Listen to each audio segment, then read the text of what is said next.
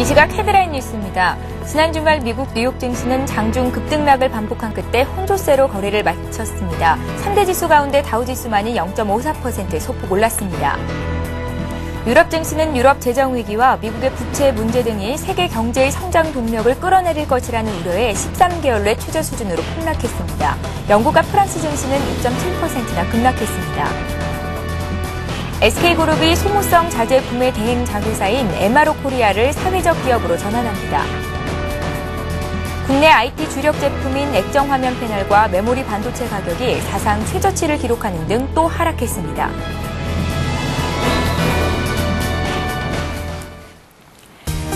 여러분 안녕하십니까? 굿모닝 대박 예감 3부 시작합니다. 지난 주말에 마감됐던 뉴욕 증시와 전일 우리장 분석해보고 오늘장 꼼꼼한 실전 투자 전략 짜드리는 시간인데요. 오늘의 대박 전략 김성남 대표, 정태근 전문가 자리하셨습니다. 안녕하세요. 네, 반갑습니다. 예.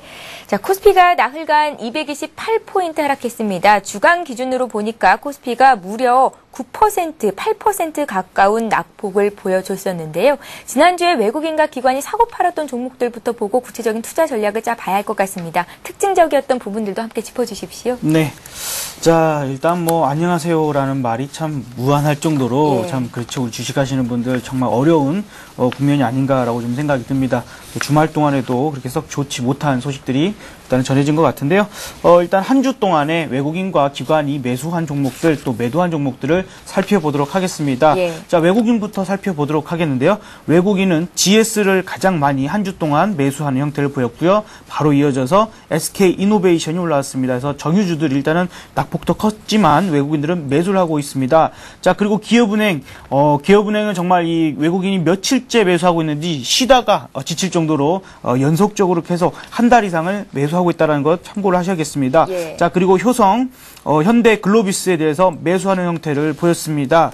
자, 그리고 기관도 살펴보도록 하겠는데요. 기관은 기아차, 그리고 포스코, 하이닉스, 롯데쇼핑, 삼성전자에 대해서 매수를 했습니다. 이 금요일 하루만 놓고 본다 하면은 기아차, 현대중공업, 현대모비스, 현대차, LG화학을 매수했거든요. 그래서 일단은 자동차 업종에 대해서 금요일 하루 정도를 기관이 많이 순매수를 했다라는 것도 같이 참고를 하셨으면 좋겠습니다. 자, 매도한 종목들도 살펴보도록 하겠는데요. 자, 한 주 동안에 외국인은 기아차를 가장 많이 매도를 했습니다. 그리고 삼성전자, LG화학, 현대차, 현대중공업을 가장 많이 매도를 했고요. 반면에 기관은 KB금융, 현대차, 그리고 대우조선해양, LG, OCI에 대해서 매도를 하는 형태를 보였습니다. 자, 일단은 지난 금요일 정말 그 낙폭이 상당히 심했습니다. 그렇죠. 무려 74포인트나 하락하는 그런 장이 연출이 됐었는데요. 예. 아주 개파락도 상당히 컸었죠. 그리고 일단 이런 부분들이 또 주말을 앞두고 있다 보니까 또 이 불확실성들 여러 가지 부분들로 인해서 일단은 회복하지를 못하고 낙폭이 좀 커지는 그런 분위기였습니다. 또 유럽 쪽에서도 좋지 못한 소식들이 계속 전해지는 이러한 상황에서 심리적인 부분이 상당히 약화됐다라고 좀 생각을 할 수 있을 것 같습니다. 그래서 일단 시장에서 이 투매성의 매물들이 상당히 크게 좀 출회가 되는 그러한 부분들이 좀 나왔다라고 좀 보여지고요. 그런 가운데서도 기관이 한 8,900억 가량 매수를 했고요. 프로그램 매매가 1조 1,000억이 넘었습니다. 이제 이런 부분들이 나름대로 들어오긴 했습니다만 시장의 하락을 막지는 못하는 것 같았습니다. 일단 아까 우리 최원장님께서 말씀하셨지만은 4일 동안에, 그죠? 4일 동안에 무려 228포인트나 빠지는 부분이었고요. 이게 지금 시총으로 따지면 128조 원이 날아간 거거든요. 근데 지금 삼성전자의 시가총액이 120조 이하로 내려왔기 때문에 삼성전자를 하나 날아가고도 또 작은 중소기업 하나가 좀 더 없어진 그런 효과가 좀 나타나는 게 아닌가라고 좀 보여집니다. 상당히 아깝습니다. 어쩔 수 없는 것 같긴 한데요. 일단은 오늘 시장이 상당히 중요할 것 같다라는 좀 생각이 듭니다. 예. 자, 이제 코스닥 쪽도 보겠습니다. 지난 금요일장에서 5%나 급락하면서 어렵게 회복을 했던 500선을 다시 내주는 결과를 내놨는데요. 코스닥을 주간 기준으로 좀 살펴보면 6주 동안 무려 15% 급등을 했었는데 7주 만에 7%나 하루 만에 또 한 한 주 만에 급락하는 모습을 보였습니다. 오르는 것도 참 어려웠는데 내려가는 건 한순간이라는 생각이 들었거든요. 코스닥 시장에서 외국인과 기관이 샀던 종목들부터 보겠습니다. 네, 일단 코스닥에서 매수한 종목들, 이제 한 주 동안에 매수한 종목들 살펴보도록 하겠는데요. 예. 자, 외국인은 덕산 하이메탈이 가장 많이 매수한 형태를 보였습니다. 자, 그리고 SM 정말 무섭게 상승하고 있는 종목이죠. 금요일 날도 일단은 반등이 크게 나왔던 종목입니다. 예. 자, 그리고 아가방 컴퍼니, 그리고 제닉, 쿠르셜텍을 매수를 했고요. 기관은 ICD, 하나투어, 서울반도체, CJ 오쇼핑 모두 투어에 대해서 매수를 했습니다. ICD 같은 경우는 이 상장한 종목인데요. 금요일 상장한 종목인데 LCD 그리고 AMOLED 이쪽에 제조 과정 증착과 그다음에 식각 단계에 필요한 장비 제조업체입니다. 근데 이제 이 종목이 상장 첫날이었던 금요일 날 이 공모가를 크게 상회를 하면서 급등을 하는 그런 부분이 나왔고요. 기관이 일단은 또 가장 많이 매수하는 그런 형태를 보여줬는데 기관뿐만 아니라 금요일 하루만 놓고 보면 외국인도 가장 많이 매수한 종목이 ICD가 되겠습니다. 자, 일단 조금 더 살펴보도록 하겠는데요. 코스닥 시장이 상당히 그동안 강세를 보였음에도 불구하고 오히려 이제 금요일 같은 경우는 그동안 많이 또 상대적으로 더 크게 밀렸었던 코스피보다 일단 금요일은 더 크게 하락을 했습니다. 그래서 5%가 넘는 그러한 하락세를 보여줬고요. 무려 26포인트나 빠졌습니다. 그죠? 자, 이런 부분들이 장중에 또 500포인트를 어떻게 좀 다시 회복을 하나 했습니다만 어차피 막판에 일단은 495포인트 정도로 일단 마감이 됐습니다. 자, 이제 이 부분에 있어서 수급적인 부분은 여전히 기관은 매수를 하는 형태를 보이고 있습니다. 일단은 개인이 700억이 넘고 외국인도 300억이 넘는 매도를 했습니다만 기관이 1100억 이상을 매수하는 형태를 좀 보였습니다. 좀 업종별로 보자면 출판 매체를 제외한 전 업종이 하락을 했는데요. 그중에서도 운송, 그다음에 소프트웨어, 의료, 기계, IT, 건설 등이 특히 큰 폭으로 하락을 했습니다. 조금 더 특징적으로 장을 살펴보도록 하겠는데요. SM이 상당히 강했습니다. 지금 엔터 관련주들이 또 나름대로 계속해서 강세를 좀 보여주고 있는데요. 일단은 이러한 부분들에 있어서 게임주도 마찬가지고요.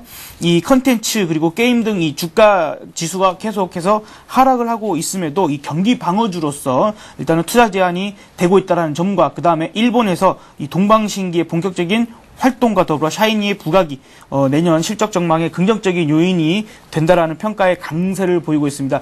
예전 같으면요, 저희 같은 경우에도 뭐 이제 삼성전자에 관련된 뭐 신기술이랄지, 그다음에 바이오 관련된 이런 그 신약 개발 사건이 이런 것들을 많이 분석을 하고 이랬는데 최근에는 동방신기의 인기가 얼만큼 올라갈지, 그다음에 뭐 소녀시대가 어느 쪽에서 새로운 그런 음반 판매가 발생되고 있는지 이런 것들까지 좀 같이 봐야 되기 때문에 많이 시장이 또 어려워지는 것 같긴 합니다. 그래서 투자자 여러분들도 이쪽에 관심 있게 보시는 분들 같은 경우에는 요즘 최근 유행하고 있는 떠오르는 스타들도 좀 관심을 가지셔야만이 이런 쪽에서도 또 수익을 얻을 수 있는 그런 부분이 될 것 같다는 생각이 듭니다. 자, 그리고 젠백스가 일단은 1% 넘는 상승세를 좀 보였는데요.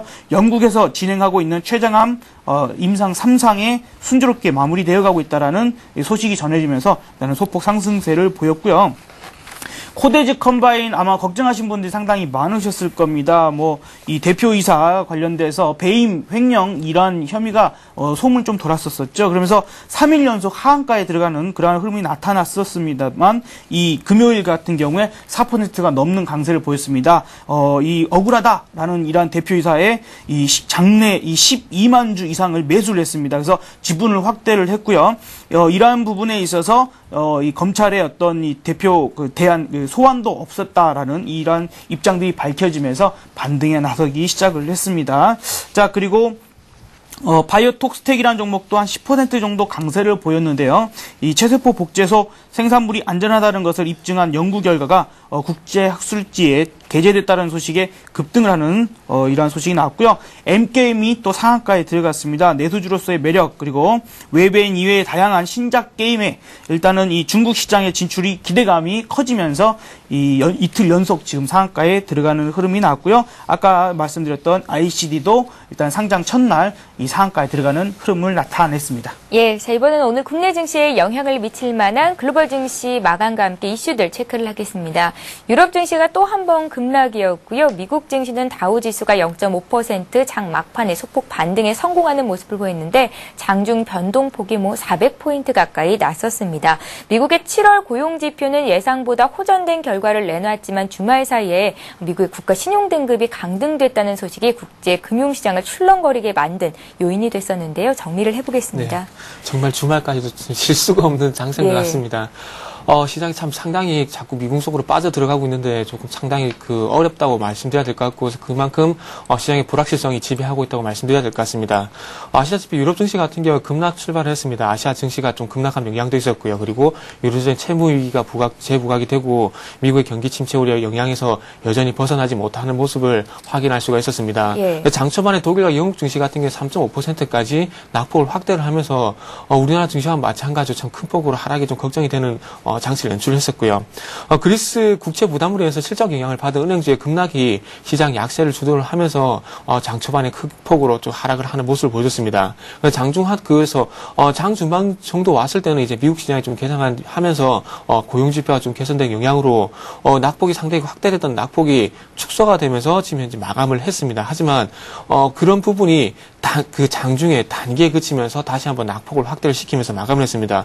유럽의 재정 위기 그리고 미국의 부채 문제가 여전히 세계 경제 성장 동력을 끌어낼 것이라는 우려감을 뒤집지는 못하는 모습이었습니다. 그래서 장중 한때 반짝 호재였을 뿐 그 시장 전체적으로 상승 전환하기는 힘이 좀 붙인다고 말씀드려야 될 것 같습니다. 그래서 저 서두에 말씀을 드렸지만 결론적으로 지금의 상황에서 어떤 뚜렷한 해결책이 없고 계속해서 불확실성이 지속이 된다는 부분이 악재라면 큰 악재로 좀 봐야 될 것 같습니다. 그래서 다음 미국 증시로 넘어가서 좀 말씀을 드린다면 미국 증시 같은 경우에는 상승 출발했습니다. 고용지표가 좀 개선이 된 부분이 좀 호재가 됐고요. 그래서 이런 고용지표가 좀 개선이 되면서 상승 출발했지만 그런 고용지표 개선폭이 그렇게 크지 않다는 것이 조금은 상승 출발하고 난 뒤에 다시 하락 전환시키는 그런 요인으로 작용했습니다. 현재 그 고용지표 개선이 미국 경기 침체를 막기에는 역부족이라는 그런 불안감이 조성이 되면서 상승폭이 급격히 축소가 되면서 하락 전환하면서 또 하락폭을 확대를 시켰습니다. 그래서 고점 서재 앵커님께서 말씀하셨지만 그런 변동폭이 400포인트 가량 확대가 되면서 우리 시대 때는 88열차라는 말을 썼는데 그만큼 참 알 수 없는 롤러코스터 장세가 장중에서 돌발적으로 연출이 되는 것 같습니다. 그래서 200포인트가량 하락하는 미국 증시 같은 경우에 또 이탈리아 총리가 재정개혁 이행을 약속을 하면서 유럽 중앙은행이 전일 포르투갈과 아일랜드의 국채를 매입했듯이 이탈리아 그리고 스페인의 국채를 매입할 것이라는 기대감에 또 상승 전환을 하면서 60포인트 정도 상승 마감을 했습니다. 그래서 다우지수 같은 경우는 상승 마감했지만 나스닥 같은 경우에는 경기 우려감으로 인한 기술주의 약세 영향으로 또 하락하는 모습을 보여주면서 전체적으로 방향성을 잡지 못하는 혼조세 마감이라고 좀 말씀드려야 될 것 같습니다. 그래서 이탈리아에 관한 소식을 좀 말씀을 드리자면 이탈리아가 긴급 기자회견을 열고 당초보다 1년 정도 앞당긴 2013년에 균형 예산 실현을 위해서 긴축 프로그램을 더욱 강화하겠다고 발표를 했습니다. 그래서 정부 자산 매각 가속화, 노동시장 자유화, 그리고 헌법 조항 내 균형 예산 조항 등 조항과 같은 도입을 추진을 하면서 어떤 긴축에 대한 부분을 약속을 했습니다. 그래서 전일 유럽 중앙은행은 중앙은행이 이탈리아가 필요한 개혁을 약속할 경우에 이탈리아 국채를 사들일 준비가 돼 있다고 말을 했는데 이런 긴축을 하겠다는 약속을 하게 되면서 유럽 중앙은행이 이탈리아 국채를 사줄 수 있다는 신호로 해석을 했습니다. 그래서 이런 부분이 조금 국채를 사주겠다고 있다는 그런 신호가 이제는 나왔는데 그런 부분이 이제 실질적으로 국채를 사줄 그런 어떤 실행이 될지가 좀 관건일 것 같은데 주말 정도에 이탈리아 상원 의원이 오늘부터 월요일부터 ECB가 유럽 중앙은행이 이탈리아 국채를 사줄 것이라는 얘기를 했습니다. 그래서 이런 이탈리아 상원 의원과 ECB 총재 같은 경우 상당히 긴밀한 그런 뭐라고 해야 될까요? 어떤 긴밀한 사적인 관계가 상당히 큰 걸로 지금 알고 있는데 그렇게 봤을 때 그분의 말이 좀 신빙성이 있기 때문에 오늘부터 잘하면 국채를 매입할 가능성이 상당히 크다고 말씀드려야 될 것 같습니다. 그래서 다음은 고용지표에 대해서 좀 말씀을 좀 드릴게요. 고용지표 같은 경우에 좀 개선이 되긴 했지만 시장 예상치보다는 잘 나왔지만 어떤 시장의 흐름을 반전시키기엔 조금 역부족이라고 말씀드려야 될 것 같습니다. 그래서 화면을 좀 보면서 말씀드리자면 미국 노동부가 발표한 7월 비농업 부분 고용자 수 같은 경우에 전월 대비 11만 7천 개가 증가했다고 발표를 했습니다. 근데 화면을 보시면 아시겠지만 지금 현재 11만 7천 명이 증가했지만 올해 2월, 3월, 4월달 보시면 23만 2천 명에 비해서 상당히 부족하다는 것을 확인할 수 있습니다. 지난달 대비해서 그 증가한 것은 맞지만 아직까지 4월달 수준도 안 될 뿐더러 그리고 2007년 시장이 괜찮았을 때 고용자 수인 30만에서 50만 명 정도의 그런 고용자 수에 현저하게 미치지 못하기 때문에 이런 흐름을 가지고는 아직까지 시장을 돌리기엔 역부족이라는 겁니다. 그래서 다음은 실업률도 한번 보신다면 1% 정도 감소하긴 했지만은 아직까지 9% 이상의 높은 고실업률을 유지를 하고 있습니다. 그렇기 때문에 0.1% 정도의 소폭 하향된 것은 시장에 그만큼 큰 영향을 미치기에는 약하다는 것을 반증하는 것입니다. 그래서 소폭 개선되긴 했지만은 조금 전에 말씀드렸듯이 시장을 지금의 큰 하락 추세를 돌리기에는 아직 역부족이라는 것을 이렇게 보여준다고 말씀드려야 될 것 같습니다. 그래서 실업률이 조금 소폭 개선된 것은 긍정적인 부분이 있는 것이 아니고요. 15만 6천 명 정도 실업자가 감소한 덕도 있지만 그보다 많은 19만 3천 명이 노동시장에서 이탈한 영향이 상당히 크다는 겁니다. 그만큼 노동시장에서 이탈했다는 것은 그만큼 취업을 포기를 했다는 거죠. 자포자기를 했다는 겁니다. 그래서 이런 부분 때문에 잠시 0.1% 정도 감소한 것이지 개선이 된 것은 아니라고 좀 생각하시는 게 좋을 것 같습니다. 비농업 부분 고용자 수 같은 경우 민간 부분에서는 15만 4천 개 증가를 했지만은 공공 부분에서는 여전히 3만 7천 개의 일자리가 감소를 했습니다. 그래서 공공 부분에서 계속해서 감소를 하고 있는 것을 확인할 수가 있고요. 그래서 다음은 조금 S&P에서 발표한 미국 국가 신용 등급에 대해서 좀 말씀드리겠습니다. 트리플 A에서 더블 A로 조금 한 단계 정도 강등을 했는데 등급 전망도 부정적으로 유지를 했습니다. 그래서 추가적인 등급 하향 조정이 향후 12개월에서 18개월 이후에는 다시 한번 나올 가능성이 상당히 크다는 것을 인지를 하셨으면 좋겠습니다. 그래서 등급 하향 조정 배경에 대해서는 최근 미국 의회 그리고 행정부 간에 합의한 재정 적자 감축 계획이 중기적으로 미국 재정 상태를 안정화시키기에는 역부족이라는 것을 설명을 하고 있습니다. 재정 지출 추가 감축에 대한 합의 그리고 금리 인상이 없고 국가 채무 부담이 강화될 경우에 다시 한번 AA로 추가 하향이 될 가능성이 크기 때문에 아직까지 서말에 불과하다고 좀 봐야 될 것 같고요. 미국의 등급 하향 조정에 따라서 트리플 A를 가진 국가는 4개국으로 줄어들었습니다. 영국, 독일, 프랑스, 캐나다. 다 지금 현재 보시면 아시겠지만은 유럽 재정 위기에서 벗어나지 못하고 있는 나라들이기 때문에 이런 나라들도 조금 위험하다고 말씀드려야 될 것 같고요. 하지만 그와 반대적인 좀 의견도 좀 말씀드리자면 아직까지 세계 신용평가사 중에서 한 개의 신용평가사가 그런 결정을 내렸기 때문에 아직까지는 다수의 신용평가사는 트리플 A를 유지를 하고 있기 때문에 조금은 긍정적으로 그리고 조금은 너무 낙심할 필요는 좀 없을 것 같다고 좀 말씀드려야 될 것 같습니다. 예. 자, 이렇게 해서 글로벌 증시 마감까지 정리를 해봤고요. 지금 시각이 8시 17분을 막 넘어가고 있는데요. 구체적인 투자 전략 짜기에 앞서서 오늘 각 증권사들은 어떤 의견을 내놓고 있는지 여의도 리포트 내용 살펴보고 가겠습니다.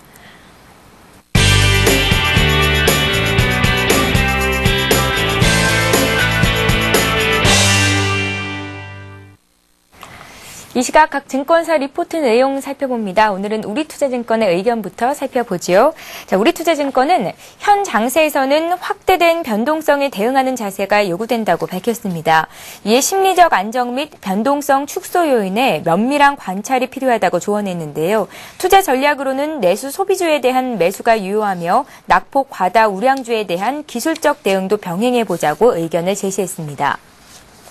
신영증권은 이번 주 목요일에 있을 8월 옵션 만기일에 대해 매도 우위를 전망했습니다. 그에 대한 근거로 현재 순차익 잔고가 6,491억 원으로 매도 우위 상황임을 제시했는데요.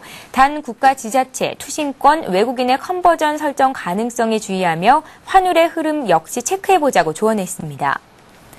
S&P가 미국 신용등급을 70년 만에 강등시켰지요. 이에 신한금융투자는 현재 시장은 투자 심리 안정을 위한 국제 공조와 대안 제시가 필요한 시점이라고 밝혔습니다. 또한 불확실성을 해소시켜줄 대외 이벤트에 주목해보자고 조언했는데요. 하반기 코스피 전망으로는 1850에서 2300포인트로 하향 수정 제시했습니다.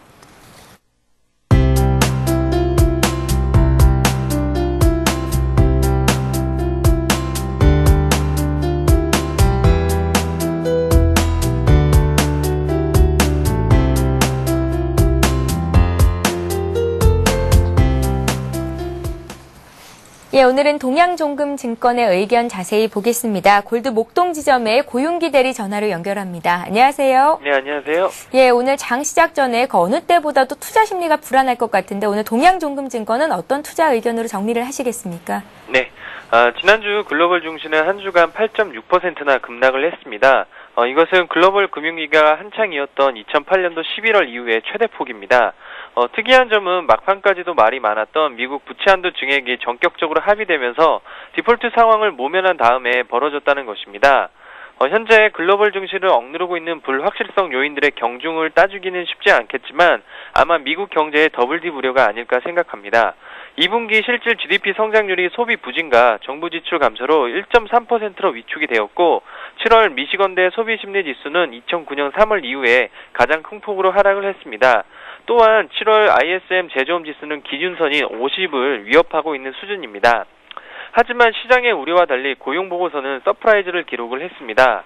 실업률은 9.1%로 전월 대비 0.1%포인트 감소를 했고 비농업 부분 일자리도 11만 7천만 개 증가하면서 컨센서스의 8.5만 개를 크게 상회했습니다. 그렇기 때문에 현재로서 고용 없는 경기 회복으로부터 빚어질 수 있는 미국 경제의 더블 딥 가능성은 낮아 보입니다. 이제 다시 S&P의 미 신용등급 강등에 대해 얘기해 보겠습니다. S&P는 재정적자 감축액이 4조 달러에 못 미칠 경우 부채 비율이 상승할 수밖에 없다면서 미국의 신용등급을 AA 플러스로 강등을 했습니다. 이런 상황에서 미국 국채는 투자 매력이 약화되면서 금리가 상승할 가능성이 있겠지만 펀더멘탈에 대한 확신이 강하지 못한 만큼 상승폭은 제한될 전망입니다. 미국뿐만 아니라 글로벌 증시가 이미 충격을 받은 상황에서 추가적으로 급락할 가능성은 낮아 보입니다. 아직 끝나지 않은 유럽 재정위기를 보겠습니다.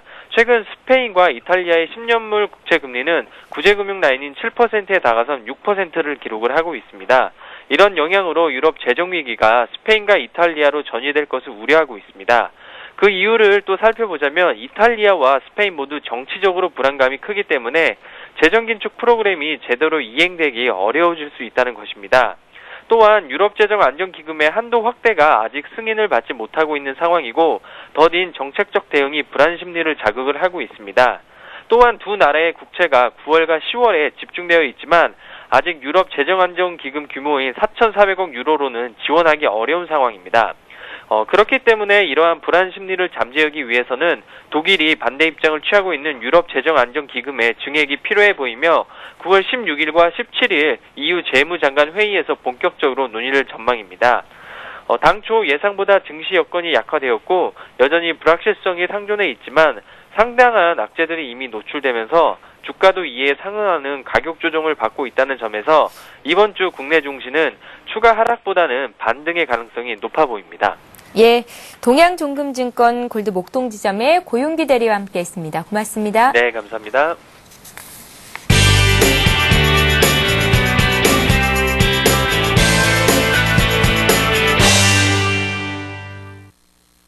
예, 계속해서 오늘의 대박 전략 이어가겠습니다. 구체적인 투자 전략을 세워야 할 시간이 왔는데요. 김성년 대표님, 네. 오늘은 어떻게 대응해 볼까요?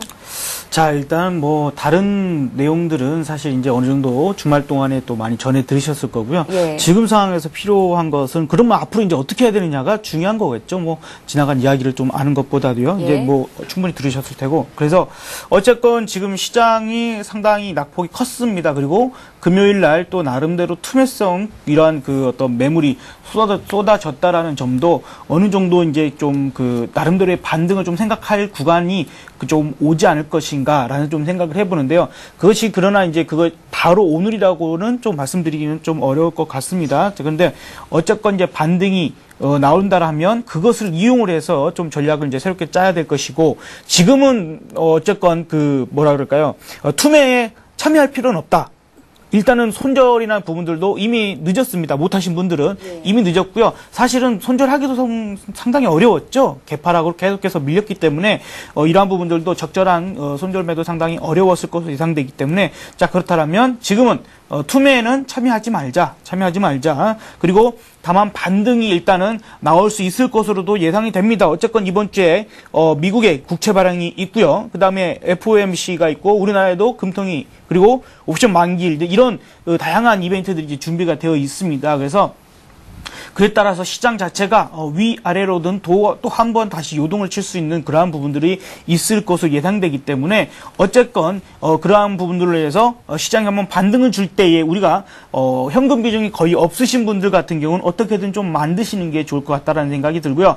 반등 나오는데 그러니까 이것이 또 중요해요. 어떻게 보면은 내가 가지고 있는 것들 중에서 낙폭 과대한 종목이 일단은 반등이 좀 나오겠죠. 근데 그때 반등을 못하는 종목은요, 다시 되밀릴 때요, 오히려 저점 깨고 더 내려갑니다. 이제 이런 부분들을 염두를 꼭 하셔가지고, 내가 가지고 있는 종목 중에서 반등하는데 상태가 제일 안 좋은 종목부터 먼저 잘라야 됩니다. 그것을 좀 염두를 하셔갖고 생각을 하셔야 됩니다. 그리고 이렇게 해서 어떻게든 일단은 현금을 좀 만들자라는 이야기를 좀 드리겠고요.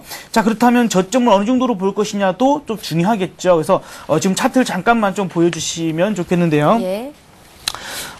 일단은 미국이 신용등급을 강등을 했기 때문에 그에 따른 또 후폭풍도 나름대로 생각을 해야 됩니다. 지금 이제 보시는 차트는 월봉입니다. 월봉. 그래서 봉 하나가 한 달짜리거든요. 근데 이전에 일단은 이렇게 좀 파랗게 좀 굵게 만들어 놓은 선이 20개월 선이겠죠. 21봉인데 20개월 선입니다. 그래서 20개월 동안에 일단은 이러한 이 초장기 이 추세 상황에서 돌파가 나오면 이러한 쪽에서 하락을 해도 다시 반등을 하는 그런 자리가 나왔고요. 고점에서도 마찬가지입니다. 고점에서도 이 20개월 선에 이 도탈을 했을 때 거기에서 한번 반등이 나왔다라는 점을 확인을 하셔야 됩니다. 근데 이것이 한 달짜리이기 때문에요.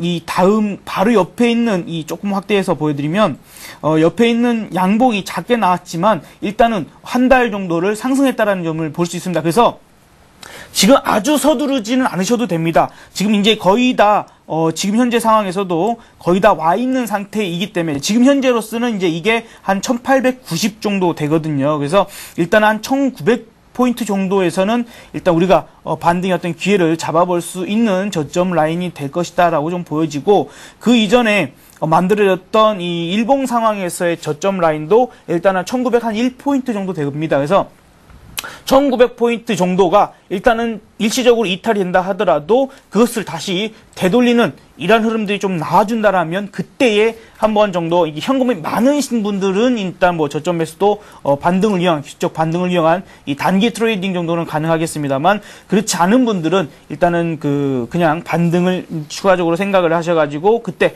일부 현금을 만들어 놓는 전략을 갖자라는 말씀을 드립니다. 그래서 어쨌건 신규 진입이라는 부분들은 매우 조심스럽게 좀 아직까지도 좀 말씀을 좀 드리고 싶고요. 그래서 지금은 뭐 무슨 종목이다, 무슨 업종이다라는 이야기보다는 오히려 리스크 관리를 위해서 반등 시에 일부 현금을 만들자라는 말씀을 드리겠습니다. 자, 그래서 그러한 부분들을 통해서 하루 만에 뭐 반등하고 그 다음날 다시 꺾이는 이런 부분보다도 지금은 아주 급할 필요 없다. 오히려 이 부분이 반등이 나오면 재차 다시 밀려가지고 쌍바닥을 만들 확률이 높겠고요. 그 부분이 8월 말이나 혹은 9월 초라고까지도 생각을 합니다. 그래서 지금 시간적인 부분을 너무 팽 상태에 빠질 필요 없다. 오늘 오히려 밀린다라면 차라리 컴퓨터 끄십시오. 컴퓨터 끄시고 일단은 그 서울경제 TV만 켜놓고 그냥 보기만 하시고요. 오히려 매매나 이러한 부분들은 생각하지 말고 일단 오늘 하루 자체를 그냥 마음 편히 쉬어버리는 것이 오히려 그 다음 대응하시는 데 있어서 심리적인 부분에 강화가 될 것이라고 생각이 듭니다. 일단 그래서 투매는 자자자라는 말씀을 다시 한번 강조를 드립니다. 예, 자, 이번에는 정태근 전문가는 어떤 의견을 갖고 계신지 듣겠습니다. 손절은 늦었다, 투매를 자제하자. 지난주 금요일에 굉장히 강조를 하셨었거든요. 네. 오늘 어떻게 대응해 볼까요? 여전히 그 관점은 똑같다고 봐야 될 것 같습니다. 어차피 손절이 늦은 상태에서는 매도하는 것은 의미가 없다고 좀 말씀드려야 될 것 같습니다. 그래서, 손절을 한 이유가 뭐 때문에 하는지를 좀 아셔야 될 것 같습니다. 손절은 말 그대로 손실폭을 줄이겠다는 의미에서 손절을 하는 겁니다. 근데 그런 손절을 늦어버린 상태에서는 손실만 확대시킬 뿐이지 아무 의미가 없다는 겁니다. 그리고 지난주 손절을 하고 난 뒤, 매도를 하고 난 뒤에 뭐 저가에서도 말씀드렸는데 그런 부분이 개인 투자자들도 상당히 하기가 힘들다는 겁니다. 저 같은 전문가들도 마찬가지고요. 그렇기 때문에 지금은 버틸 수밖에 없다고 말씀드려야 될 것 같습니다.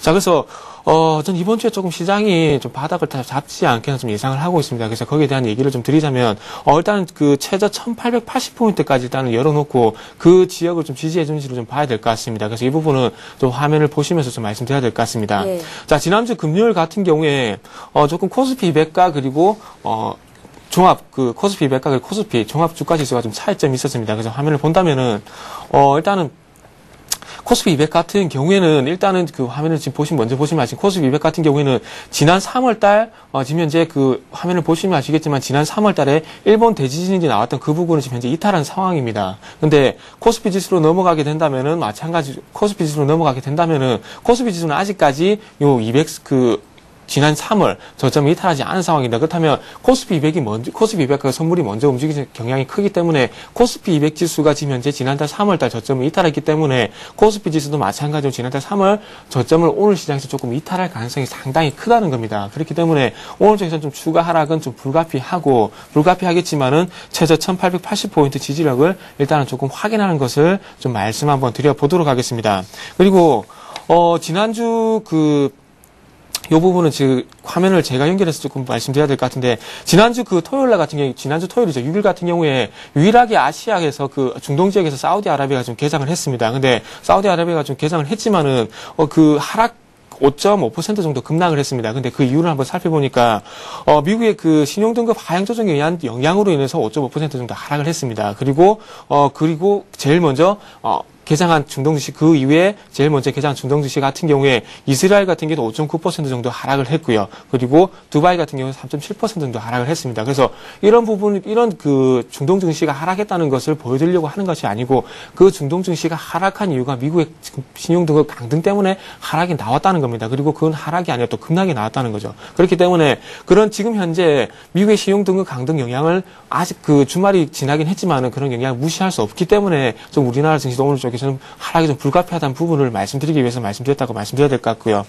그래서 또 한 가지 화면을 좀 보인다면 한국의 CDS 프리미엄에 대해서 조금 화면을 좀 봤으면 좋겠습니다. 한국의 5년 만기 CDS 프리미엄을 본다면 최근에 115까지 상당히 가파르게 상승한 것을 볼 수가 있습니다. 그래서 한국의 CDS 프리미엄이 급등한 이유가 글로벌 금융시장 불안감 때문이라고 하지만은 CDS 프리미엄 같은 경우에 크레디트 디폴트 스왑이라고 하는데 그만큼 신용 부도 스왑이라고 합니다. 그래서 CDS 프리미엄이 증가한다는 것은 부도 위험이 그만큼 높다는 겁니다. 근데 실질적으로 국가가 부도 위험으로 이어질 가능성은 상당히 작지만은 그만큼 글로벌 금융시장뿐만 아니라 한국의 금융시장도 불안하게 생각을 하고 있다는 부분에서 봐야 된다는 겁니다. 그렇기 때문에 지금 현재 한국의 5년 만기 CDS 프리미엄이 115까지 증가를 했는데 이 부분도 마찬가지로 그만큼 한국 시장이 불안할 수밖에 없기 때문에 외국인의 수급에 악영향을 미칠 수밖에 없다는 겁니다. 그래서 이런 부분을 봤을 때 오늘 우리나라 시장이 조금은 사우디 증시, 중동 증시 그리고 한국의 CDS 프리미엄을 봤을 때 조금 하락할 수밖에 없다는 연유라고 좀 봐야 될 것 같습니다. 하지만 1880 정도 하락폭을 둔 이유가 이 부분도 조금 죄송한데 차트를 좀 보면서 말씀드릴게요. 차트를 보신다면 지난 2010년 5월달이죠. 2010년 5월달 같은 경우에도 1530포인트에서 1750포인트, 1750포인트까지 몇 개월 정도죠. 지금 보시면은 화면에서 9월달부터 2009년 9월달부터 2010년 6월달까지 상당히 장기간 박스권 흐름이 있었는데 지금도 이런 흐름이 좀 예상되지 않나 지금 생각이 되고 있습니다. 1880에서 조금 2200포인트 정도 이렇게 조금 박스권을 좀 봐야 될 것 같습니다. 왜 그런 연유를 가지냐면 요 당시에도 글로벌 금융위기가 발생이 되면서 마찬가지로 장기간 박스권 흐름이 나왔었거든요. 이때 당시 프랑스 조선사가 디폴트 선언하고 유럽의 그리스를 비롯한 그런 문제가 부각이 되면서 이렇게 박스권 흐름이 나는데 지금도 마찬가지로 어떤 미국의 신용등급 강등의 위험 그리고 유럽의 채무 위기가 계속해서 나오고 있기 때문에 1차적으로 이런 박스권 흐름이 좀 나올 것이라 생각을 하고 있습니다. 그래서 어느 때보다도 지금 이제 최저 라인 1880포인트가 중요하다고 말씀드리고 싶습니다. 만약에 요 라인이 깨지게 된다면은 다시 한번 1700포인트까지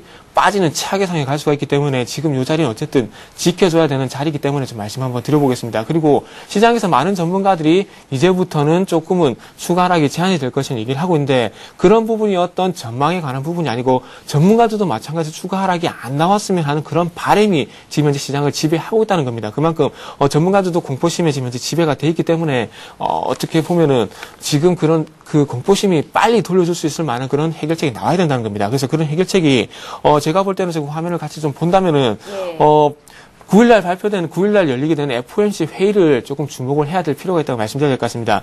기준금리는 어차피 0%에서 0.25% 정도 동결될 것이라는 부분은 기정사실입니다. 하지만 이런 FOMC 회의를 통해서 어떤 얘기가 나오는지, 어떤 부양책이 나오고 어떤 해결책을 제시하는지가 시장의 방향을 돌려줄 만한 변수이기 때문에 어느 때보다도 FOMC 회의는 좀 중요하다고 말씀드려야 될 것 같습니다. 그래서 이 정도만 좀 보시면 좋을 것 같고 아래쪽은 좀 화면을 좀 참고하시는 게 좋을 것 같습니다. 예. 그래서 개인 투매는 좀 자제했으면 좋겠고요. 그래서 마지막으로 좀 말씀드리자면 지난주 같은 경우에 순매수 상위 종목을 말씀드렸지만 정유주가 외국인의 상위 종목을 올라와 있습니다. 최근에 그 금요일만 보다도 외국인이 화학업종 2,400 정도 팔았지만은 뒤로는 외국인들이 정유업종을 사고 있다는 겁니다. 그렇기 때문에 기술적 반등이 나온다면 반드시 화학업종에서 나올 수 있기 때문에 기술적 반등을 지금부터는 무조건 대비를 접근을 하시라는 거 아니고요. 무조건 이제부터는 대비를 하시라고 좀 말씀드려보도록 하겠습니다. 예, 자 이렇게 해서 정태근 전문가 의견까지 들었고요. 이제 종목 얘기로 넘어가 볼 텐데 김성현 대표께서는 오늘도 종목 안 가져오셨어요? 네, 지금은 아직까지도 신규 진입할 부분은 아니라고 좀 보여지고요. 예. 어떤 시장의 어떤 낙폭이 이렇게 클 때는요,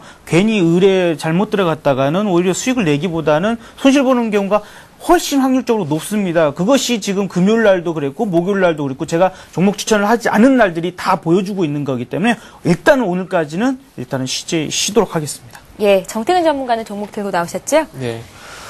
조금 그 시장이 조금 안 좋긴 하지만은 조금 투자자들이 좀 어떤 그 대안을 찾는 것 같습니다. 그래서 최근에 신규 상장주도 뭐 제닉이라든지 금요일날 그 상장한 ICD 같은 경우에 그런 대안의 성격으로 해서 좀 상승을 했는데 오늘 같은 경우 JC 케미칼이라는 회사가 좀 상장을 합니다. 그래서 신규 상장주가 어떤 대안으로 해서 조금 그 상승이 나오지 않게 좀 예상을 하고 있습니다. 예. 차트는 어차피 신규 상장이기 때문에 차트적인 부분을 볼 필요 없고 기업 내용에 대해서만 조금 정리를 하고 그다음에 전략만 말씀드리고 좀 마무리를 하도록 하겠습니다. 오늘 코스닥 시장에 그 신규 상장을 하고요. 그래서 공모가가 7,200원이었는데 상장가는 어떻게 형성이 될지가 좀 상당히 좀 중요할 것 같습니다.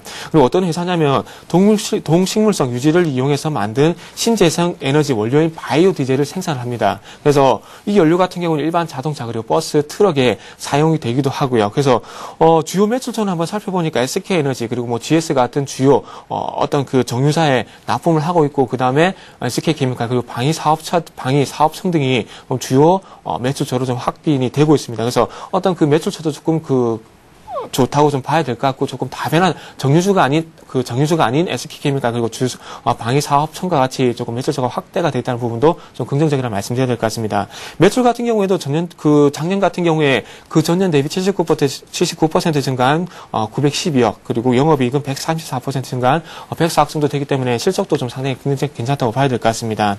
그래서 매수가는 당연히 상장가가 될 것 같고요. 그리고 예. 손절가는 ICD 같은 경우에도 금요일날 조금 4%까지 빠졌다 올라왔습니다. 그래서 상장가 대비 4% 정도 손절가를 잡고요. 그리고 목표가는 항상 말씀드리지만은 상장가 대비 5% 정도 한번 잡아보도록 하겠습니다. 예, 자 이렇게 해서 오늘의 대박 전략 역시 김성남 대표, 정태근 전문가와 함께했습니다. 말씀 고맙습니다. 네, 감사합니다. 네, 감사합니다. 예, 미국의 국가 신용 등급 강등이라는 소식 때문에 주말 내내 세계 금융시장이 출렁일 것이라는 우려로 긴장을 하고 있었는데요. 아시아 시장이 개장하기 전에 G7이 오늘 긴급 전화회의를 한다 앞서서 말씀을 드렸는데 지금 막 소식들이 들어오고 있습니다.